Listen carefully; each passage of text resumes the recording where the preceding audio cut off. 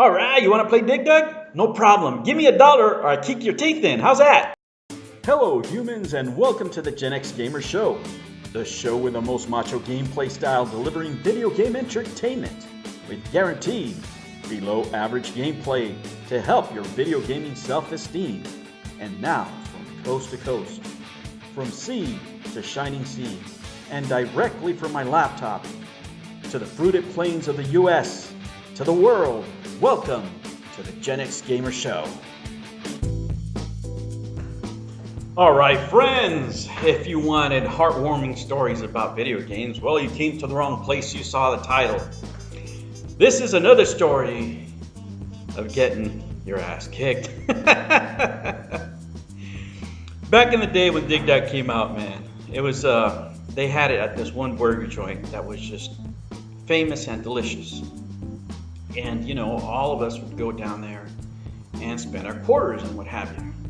Well, all this attention attracted the wrong elements, of course, like it always does, right, in any arcade.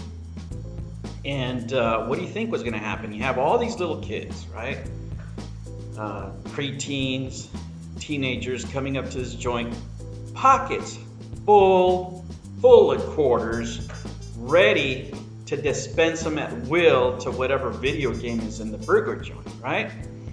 And in my case, in my neighborhood, it was full of bullies, and they're just cloning themselves, right? It's just bully after bully after bully, just coming out of the woodworks for everything, right?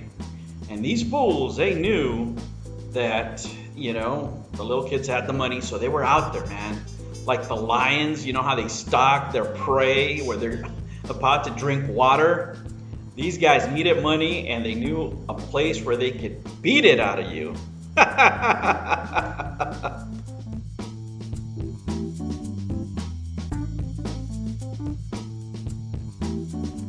And let me tell you, these idiots, they dealt in volume, man. Can you imagine how many kids would go up to these machines, and they usually would charge you $1 to play, right? So you had to have your dollar plus their dollar so they can allow you the privilege of playing whatever game was there, right? Well, you can complain, right? You can complain to the owner, and all that would do is protect you while you're in there, but then you would have to come outside. Right? And it would just make the beating last longer and worse, right? And it was easier if you got caught just to split the buck. Unfortunately for us, you know, except for one of us, we're all latchkey kids that didn't have that much money. I mean, we're lucky to have the dollar that we had to play the stupid machine. Now, the way they would bully you and beat you is, you know, they would just tell you what was up as you were going in, right? So you knew you could hand your dollar over there, all right? Or you could wait till you come outside and then you could hand them the dollar, or they can take it from you. It's up to you, right? You could go smooth or it could go rough. It all depended on you, really, now that you got caught. So the only thing was to get there early before they got there, because these dudes would they would take time to describe how they were going to beat you, right? They got enjoyment out of this. And they weren't kidding. Like, the description was accurate. The description they gave you of what they were going to do to you, you had to give it to these guys. They were sincere. Like, I don't know if they practiced these beatings before. Like, they already knew what you were going to do, what you were going to try to do. And yeah, I mean, they would just sincerely tell you what was going to happen to you, and then they would do it if you didn't comply with their terms of service. You thought YouTube's terms of service were bad, right? So yeah, man, and all we could do, right? All we could do is get there early, because that's the only thing we could do to prevent these guys from taking our money, because, you know, they weren't even gamers. Most of these guys didn't even play the stupid games. They would just sit there and they would just try to collect enough money for whatever they needed. Usually they just wanted to buy weed, right? They were just there to buy weed, but I mean, they bought a lot of weed because, I mean, you got to figure that was at least, 50, 60 kids, depending on the machine that they were holding. I mean, they make good money. They make good money. And there's really, I know it seems to people that maybe you guys could have told and you could have prevented. Number one, you didn't know where these guys came from, I mean, if they even lived with anybody or there were like foster kids or whatever.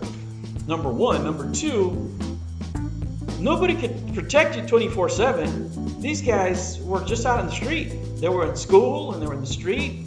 No supervision, God knows what environment these guys were in, Giving them the dollar was probably the most efficient way to cover or to protect your own butt from these beatings. And it's just not as easy as saying you just need to tell somebody. No, because somebody's not going to be there 24/7, and these guys were. These guys were hard workers. When it came to the hustle, man, these guys did not take a break. They would find you. But everything, guys, happens for a reason. Everything happens for a reason, and it builds character, man. When you go through challenges, that's what kids are missing today, man. They're too soft. They're too soft, right?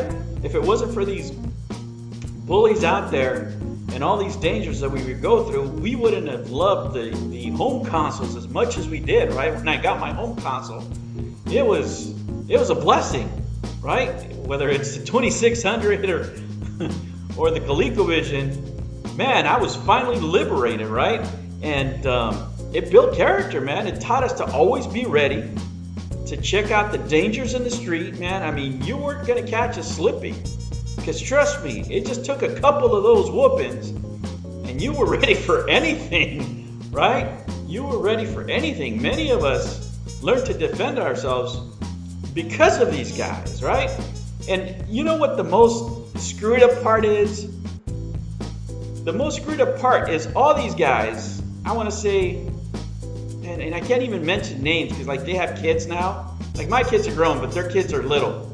But like if their kids knew how much of an asshole these guys were, like their dads were such assholes when they were growing up, right? And they're, like one guy, he's now in the narrow path and, he's into Jesus and stuff and all that stuff, which is good. Don't get me wrong, right? And I know it's not PC to say that this bullying event for us did something positive, but it did. It built a lot of our characters. Because of this, we got into sports, wrestling specifically, and that had to do with our character, man. We were latchkey kids and we were just trying to survive, you know what I'm saying? But it is what it is. That's what happened to us. And if it wasn't for these guys being on the street preying on us and preying on other kids, home consoles wouldn't have been as popular probably in the neighborhood as they once were, right? But that's the story, guys. That's how it happened. And to this day, it's what I remember when I hear that little music, man.